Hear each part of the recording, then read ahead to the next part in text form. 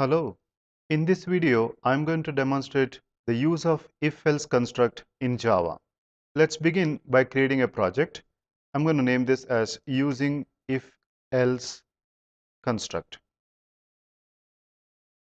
Let's also add a program to check the same.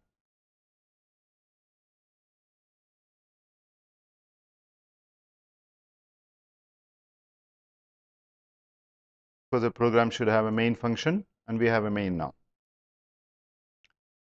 Now, if-else is a construct which can be used just like if.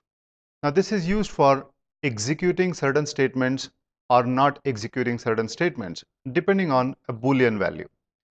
Let's say we want to consider using two numbers and then find out which one among those two numbers are big. So I'll declare int num1, num2, and I'll assign num1 equals to some number and num2 equals to some number. Now, in this case, we know that these two numbers, which one is small, which one is big, but practically these numbers probably may be retrieved from some other source such as a file or probably a database, or user would have input some numbers. Now, at this point in time, we're just going to assign some hard-coded values. Now, to check which one is big or small, we must make use of the relational operators. So I can just use here if num1 is greater than num2. Now that's where I can say sys out and then type that num1 is bigger than num2. So as you can see that I have just used an if condition and a system.out.println. Now this is the construct, and if this criteria is satisfied, this statement is the one that's going to be executed. So let's just check this out, and as you can see that there may not be any output on the console when I execute this. So you can see that it simply says terminated, but there was no output, and that's because the condition was not satisfied. So 120 greater than 300. Now if I just remove a 0 from here, now 120 greater than 30 is true, because of which this is going to be executed now. Now that's how it is working.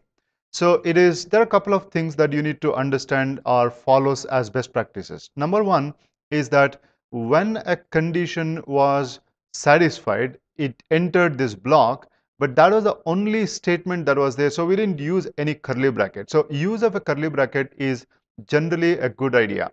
So we remove this statement, put a curly bracket, and then make this statement as part of the bracket. That is the first point. A second point was when this number was not satisfying, right? The condition was not satisfying, there was no output. Now, which means if I execute this, I don't see any result because it came on the console, but I did not get any output. So this is called generally a feedback, and it's a good idea to give a feedback too. So I'll just add here that end of program. Now, even if this condition is not satisfied, it's going to go here and print this message as end of program, and I will know that, okay, the program has been terminated successfully. So that is number one. Now, so if condition need not have an else. So else is to say to take an alternate step when a condition fails. So I can just check here and put an else, and then in that else I can have a block, and the block can carry out one or more statements. I'm going to go give here num1 is not bigger than num2. So probably because it is same as num2 as well. So now when I execute this, you can see that there is always going to be some output from the if-else construct. So that is the way you work with. Now let's take another program. Now this time you can see I can right click on the package name and say new class, and I don't have to type in the package name because I right clicked on that. Eclipse is smart software. It knows that you wanted the same package. So I'll type here program 02. Now consider I want to accept, rather I want to check if a number is a something like a representative of a leap year or not. So let's consider int year equals to some number. Let's put it as 1974, and then I would like to check is this a leap year or not. Now to check that is it a leap year, you can use a condition like if year is divisible by 4, is it true?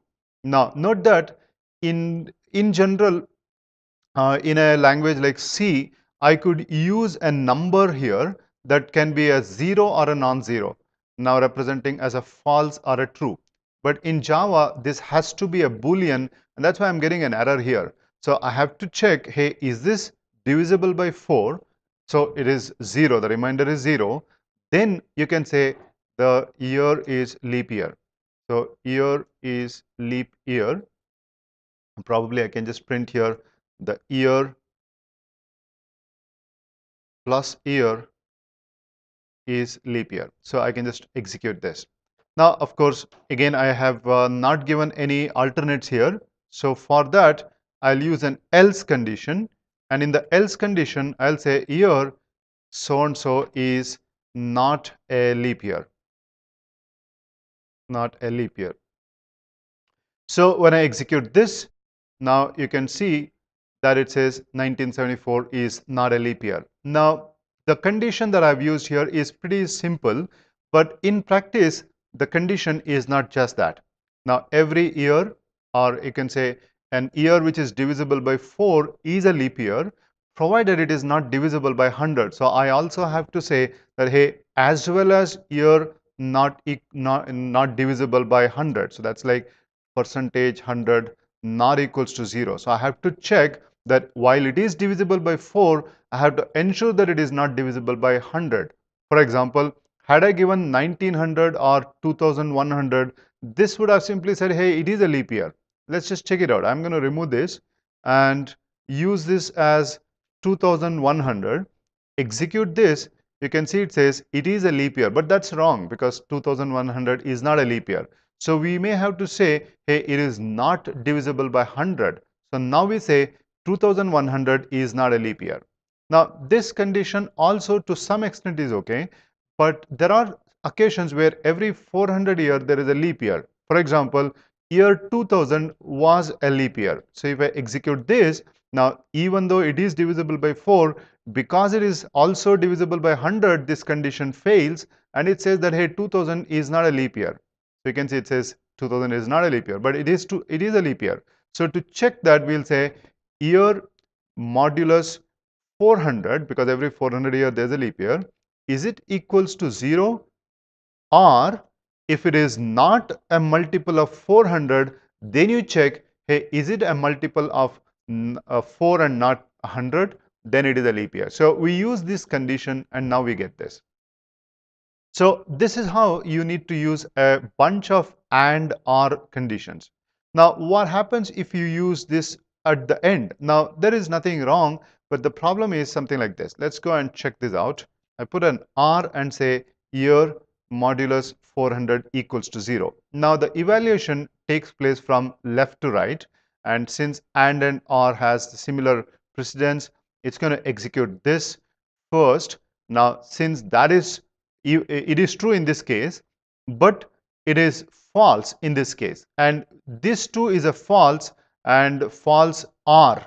So let's just go and check this, how it's going to work. And you can see it still works, no problem. But for the sake of clarity, it is always a good idea to provide a bracket so that it is much readable. We say that, hey, these two conditions are together, and if they don't satisfy, then go and check this particular condition. And that's the way it's supposed to be done. Now, also give the most probable scenario in the first condition. That's the way it's supposed to be given.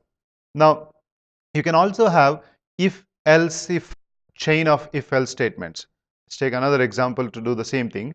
Let's go create a new program. And then I can have here a if, else conditions. For example, imagine I want to now accept or probably initialize a month and find out how many days are there in a month. So I'm going to go type here int month and I'll give some number. Let's say 8. Now we can check using if month equals to something like, say, I can start with 1, but since we know that maybe I can just give here starting with if month is less than 1 or month is greater than 12, it's an error. So we'll say that invalid month. But if the user has entered something that is greater than or equals to 1 and less than or equals to 12, that means it is a valid one. Now we can say here else, but then we also have to check, is the month 2 is a month that contains 30 days or 31 days and so on. So we will start with if again, and note that this else has a separate if. So even though it is considered as two separate keywords, in this regard, so we're going to use as if it is the same one. So we're going to check here, if month equals to 2, then we can say it is February. So we'll assume that it's around 28 days. Most of them have 28 days. We'll say that there are 28 days in this month. Now, what if it is not 2? There are remaining 11 months. Now, instead of checking for each of those 11, I'll group that 11 months into two parts. One contains 30 days, one contains 31 days. Number of months containing 31, there are 7 of them. Number of months that contain 30, there are 4 of them. So it is easy to check 4 conditions rather than 7 conditions. So I'll check here now, else if month equals to 4, that is April, month equals to June, or month equals to September or November. Then we say there are 30 days. 30 days in this month. So what if it is not any of these 5 months? Now obviously we have validated that it is a valid month. So which means if this is not one of these 5, it is the remaining 7 months where 31 days are there. So I'm going to go give here that there are 31 days in this month. So we now are able to write a multiple if-else chain of conditions. Now note that for every the else can be part of only one if. So basically this else is acting as if it is part of this, and this else is acting as part of this particular if condition, and this else is for this if condition. Now this is how you can use a chain of if conditions.